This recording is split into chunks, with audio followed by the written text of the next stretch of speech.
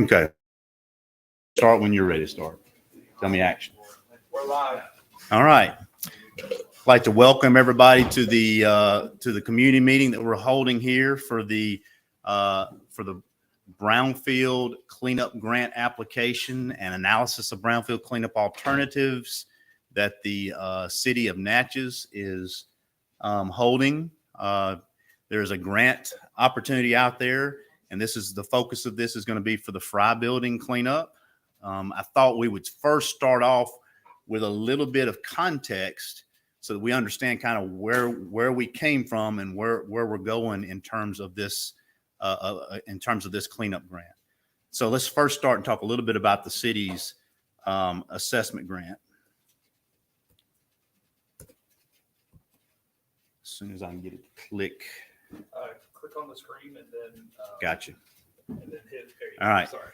That's all right. So the first thing is, what is a brownfield site? I think that's real important for everybody to know.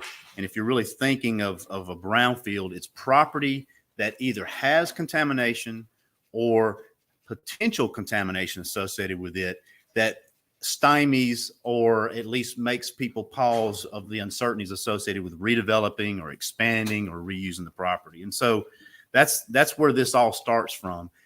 The city a year and a half ago got a zero match grant from EPA for a brownfield assessment grant. And what that does is allows the city to go and do assessments of different properties. If you'll remember a couple of years ago, the city did a phase one assessment before taking ownership of the Fry building. And that's why we're here to talk a little bit about what the city hopes to do with the Fry building, the cleanup grant itself and application for it, and what needs to be done to do so. So let me get back here. There we go. To give you a little bit of idea about the assessment grant, the city basically at the time was focusing on downtown, the St. Catherine corridor, as well as the industrial park. And again, it was a $492,000 grant, of which the Fry building was one of the properties that was done. To give you an idea of what's been going on over the past year, the Triangle Service Station, phase one and phase two was done there. You'll see these underground storage tanks were removed from the property. And now the city, working with various stakeholders, are looking to try to transform this into Revel Plaza with a green space and really matching up with the downtown master plan. Another phase one and phase two work, or excuse me, phase one work that was done was Jordan Carriers. You can see that they're now about to break ground on their new headquarters.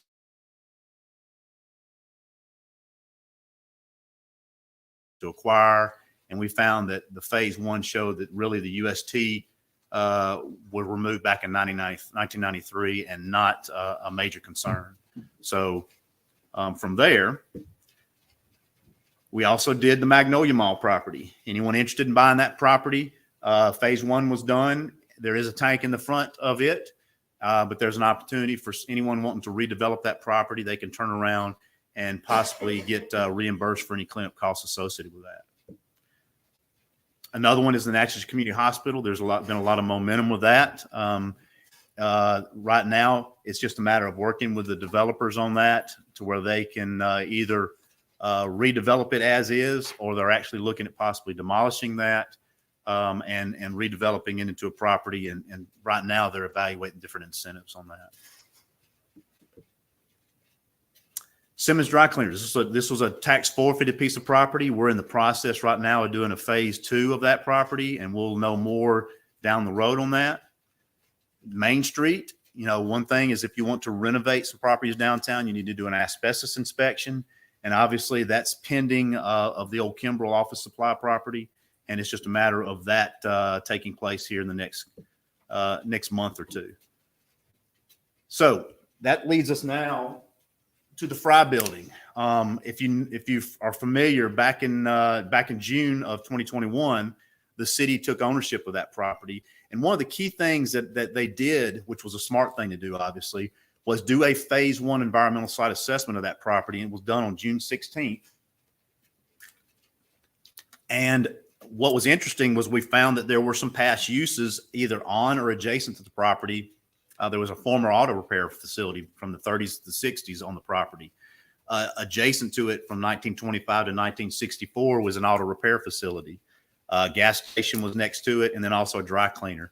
And keeping in mind that this was an older building, and obviously with older buildings, you're going to have potential for asbestos. So what we did was from the phase one, the city took ownership after doing the phase one, which immediately allowed them to be an eligible entity for a cleanup grant. We identified in the phase two some different areas. AOC 1, which is the old parking lot where the auto repair facility portion of that was there. We wanted to make sure that there were no concerns there. And then also AOC 2, which is basically the building itself. We needed to look and see about asbestos. This figure here shows you where some of the sample locations were taken inside the building. Anywhere you see a red dot, you'll find that there may be floor tile, there may be mastic, which is a sticky material on the bottom of ceiling tiles or on floor tiles that has asbestos in it. All these are common expected types of substances you might find with an old building. But you can see from the first floor, there were some areas that had asbestos containing materials. Second floor, the same kind of thing. And then of course the third floor had some as well. So while this is not unexpected with any older building, these are types of things that you need to evaluate and deal with before you do any demolition. Again, third floor showed some contamination with that, or asbestos, I should say. We also did some borings out in the parking lot and found that there were some minor superficial soil contamination, primarily petroleum, not unexpected, did not go any deeper than about 2 feet, which is not uncommon for this area. And so with that, we needed to evaluate how to deal with this, with these different types of contamination.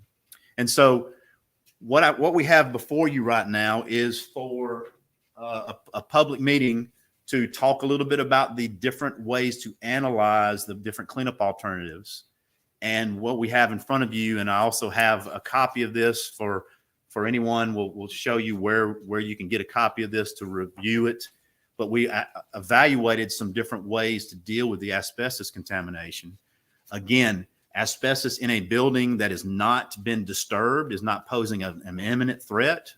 It's when you start moving asbestos or peeling up floor tile that it becomes what's called friable. And that would be the concern here on this. And with EPA giving out grants, this is a real important opportunity for the city to take advantage of getting a grant to do so. You can see the different alternatives here for the asbestos. We also have some alternatives to deal with that shallow groundwater contamination, shallow soil contamination. Again, it's not uncommon to see these kinds of things. And the fact that it didn't go any further than 2 feet really makes us feel that it's a very manageable type of approach to cleaning up the site. So let me go back. So what we have here is we have for each of these areas, the city is applying for up to, and you'll notice there's a squiggly there. This is a draft. We have to do some further analysis of this, but up to $1.2 million for an EPA brownfield cleanup grant. And if you look at the bottom, it's a zero match grant. In the past, EPA has been doing a 20% match. And with the bipartisan infrastructure law that just came into effect this past year, they expanded that to be a zero match grant. And at the time, the city said this just seemed to be a very smart thing to do. We want to go and facilitate the redevelopment of the Eola Hotel. This is part of that process. And going after these zero match grants just made sense to the city. And so what we have here tonight really is a copy for the city to look at the draft cleanup, the cleanup grant application. Also, the draft analysis of brownfield cleanup alternatives. We've provided that here today for people in the audience to look at, but also they'll be made available for the public at the city clerk's office in the Natchez City Hall after the meeting. So if you're interested in further comment on that, please let us know. Public input on the grant app proposal will be taken until November 8th. The grant is due on November 22nd. We hope to have it in plenty of time before that, because the grants.gov website is actually going under maintenance that weekend. So we're going to be very proactive on that. And so if you do have any input on this, please provide it to James Johnson, who's the project manager on this, who's led this effort and has done a wonderful job of really helping make this into a reality.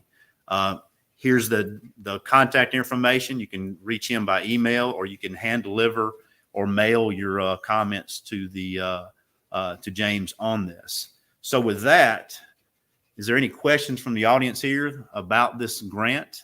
And is there anything online? Are we seeing anybody online with a question or comment? No comments. Okay, no comments.